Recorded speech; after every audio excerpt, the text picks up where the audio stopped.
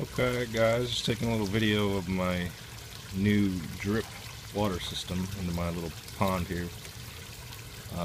Typically I have to add water to this pond due to evaporation, and I've got a couple roots from these trees getting into there. So the other day I put the hose in here and I forgot it, and I left it in there for like 3 hours, and of course the water was overflowing, and the chlorine in the county water was too much for the goldfish and they all died.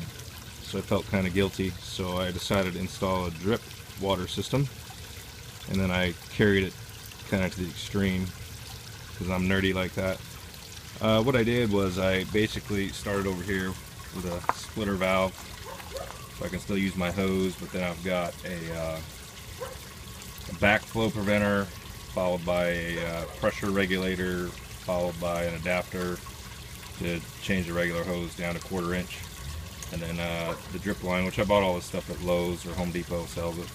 And then from that 1/4 inch line, I basically ran that. My cat likes the pond, by the way.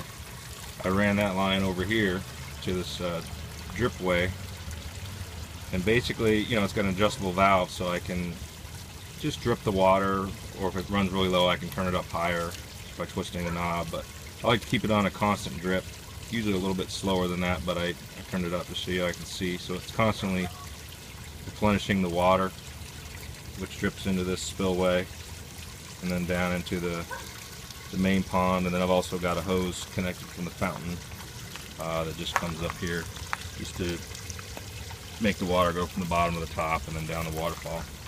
But then I took it a step further. I added a bird water fountain here, or bird bath, and same thing, I ran a hose up to the back of that, and basically it just drips, you know, 1 drop every couple seconds, so I'm getting constant water in here, and then this drips down onto the rock, which eventually falls into the pond. So I just wanted to show you guys what I did. I actually carried it a little bit further. I ran a line over to the dog bowl, which is right in there, and same thing, drip, drip, drip, gives the dog fresh water.